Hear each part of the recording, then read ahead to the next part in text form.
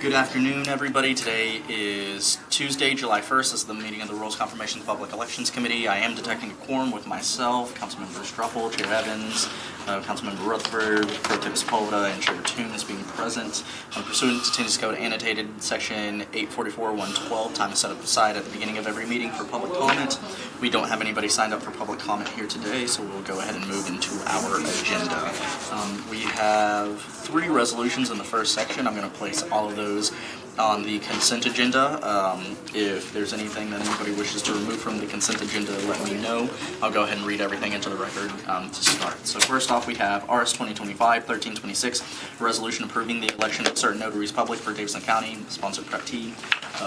RS 2025-1349, a resolution honoring the life and legacy of Dorothy Dobbins, sponsor Coupin, and then RS 2025-1350, resolution recognizing June 2025 as Alzheimer's and Brain Awareness Month in Nashville and Davidson County, sponsors Bradford, Coupin, Johnson, Stiles, and Evans, and others. So that is what is on the consent agenda. Anything that anybody wishes to remove? Seeing none, we'll go ahead and move to a vote. Those in favor? Aye. Any opposed? Any not voting? We got 6 in favor, 0 against, 0. 6 in favor, 0 against, 0 not voting. To approve. So then next we have the Human Relations Commission appointment of Alan Sloan for a term. Next we move into board and commission appointees and nominees. First we have the Human Relations Commission appointment of Alan Sloan for a term expiring on April 18th, 2026. Mr. Sloan, thank you for being here. We can move this chair. Yeah. Would you like a parking validation? I sure would. Here you go. Thank you. Thank you so much for being here. Are you currently a Davidson County resident? I am. And do you serve on any other boards or commissions other than what you're being appointed to here today? I do not. Okay, so tell us a little bit about why you want to serve.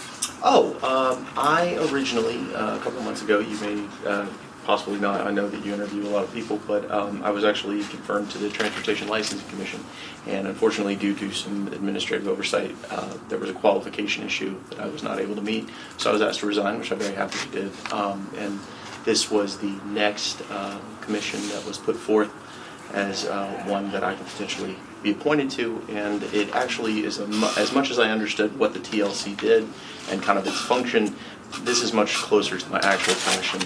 I'm currently the chairman and co-director of a group called Mix Nashville, which is focuses on education and community building in the non-monogamy community, which, given Pride Month and everything, is kind of something that we've been really active. So I'm really happy to have kind of got this opportunity and helping people from marginalized communities and making sure that equity exists in our city is something very important to me, and something that I really take to heart in Nashville. Awesome, thank you. So yeah, you touched on equity and the importance of folks essentially feeling welcomed and as if their local government hears them and administers policies and practices that is geared towards that collaborative effort that we want. So could you touch on that sort of just a little bit more about like how you view equity as administered through the Human Relations Commission, or the Human Relations Commission, and how you view your role in that? My understanding is that the Human Relations Commission exists to essentially further what you were speaking about, to make sure that everybody who is using governmental services has equal access to them, because if you don't have access to a government service, it might as well not exist for you. And I think that for somebody in my position, it's been very eye-opening as a cisgendered white male to have seen and heard the stories of other people who have had difficulties accessing things and getting what they are honestly due as tax-paying members of our community. It just puts a fire in me. I want to make sure that those people have that access, just out of a sense of fundamental fairness, just in the sense that, shoe on the other foot, if you just put yourself in the position of the person who's having this issue, it's very easy to see if you're able to kind of have that empathy for people. So I would just hope to promote that and to help other people kind of see where even if something's not happening to you, it doesn't mean it's not happening. Yeah. So. Perfect, thank you. Anything from the committee?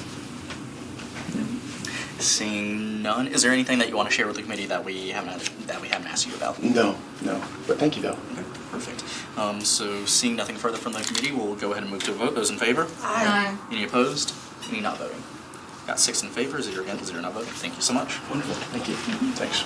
Okay, next we have the Work Release Commission reappointment of Father Edward Steiner for a term expiring on July 1st, 2029. So yeah, no, this is a direct appointment from the Sheriff's Department, and as y'all will note on the agenda, this has had 4 deferrals previously. The most recent deferral was from our June 6th meeting. I've spoken with Sheriff Hall on this one, particularly as it relates to Father Steiner's health conditions. He just had knee replacements. At this time, in consultation with the Sheriff's Department, what we're going to do is go ahead and withdraw this nomination for now. So the Work Release Commission, it's not necessarily defunct, but it's not fully operative right now.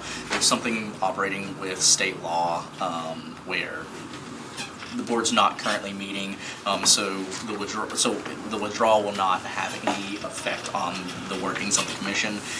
It is Sheriff Hall's full intent that once the commission gets back up and running, that Father Steiner will be reappointed to this position, but just given where the board is at currently and Father Steiner's health conditions, this nomination is going to be temporarily withdrawn.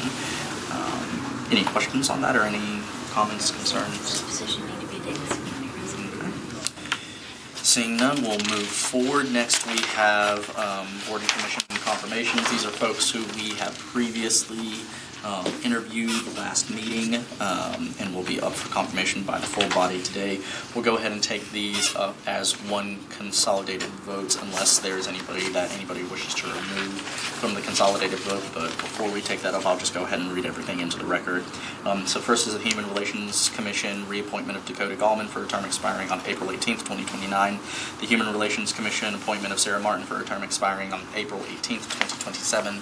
The Human Relations Commission appointment of Carmen Reese Foster for a term expiring April 18th, 2027. Human Relations Commission appointment of Claudia Weber for a term expiring April 18th, 2027. The Human Relations Commission reappointment of Alicia Wynn for a term expiring on April 18th, 2028. And the Social Services Commission appointment of Dr. D'Angelo Taylor for a term expiring on April 3rd, 2030. Is there anybody wishes to remove from the consolidated vote? Seeing none, we'll go ahead and move to a vote. Those in favor? Aye. Any opposed? Any not voting? That's 7 in favor, 0 against, 0 not voting to approve all these folks. Last, we come now to the proposed rules change. This is an original rule change proposed by Councilmember Benedict. It's amendment to Rule 9.3. So it reads all ordinance. So this is the rule as it relates to ordinances on first reading. So it reads all ordinances on first reading shall be considered by the council in one vote. An ordinance on first reading may be considered separately only upon the request of the lead sponsor as provided in Rule 9.2. I don't see Councilmember Benedict here today, but I do see that we've got a substitute filed by Councilmember Cash. So we'll go ahead and take it up for discussion purposes. Before we do that, let's get properly before us. Do we have a motion? So moved. Second. Moved and properly seconded. It's properly before us. And then we'll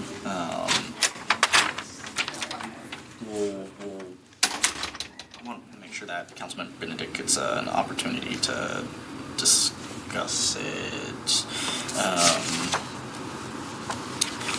Tom, can you check and see if anybody's in another room? Thank you. My understanding was that she was going to withdraw. Oh, okay. Go ahead. I just heard from her yesterday and heard from when I filed a little after I filed my substitute that she was going to withdraw, but she should say that herself. She's going to withdraw hers? Yeah. Okay. But maybe she's changed her mind, I don't know. Let's see.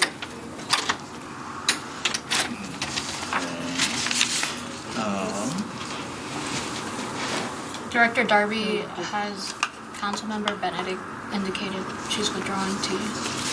It's my understanding that she was considering withdrawing, and she's not here to move it forward, so. Maybe move a deferral for one meeting? Yeah, That's in order. I So would move a deferral for one. second. So the motion on the floor is for a one meeting deferral. Has been properly moved, properly seconded. Is there any discussion on the motion for a one meeting deferral? No. Seeing, go. I just want Vice Chair. to clarify, if she chooses, this is a rule, and the automatic deferral is about resolutions and ordinances, so if she is going to withdraw, will she have an opportunity to do that, or will there won't be a automatic deferral, you can't talk about it, right? I believe that you are correct. I'm gonna look over it fully real quick.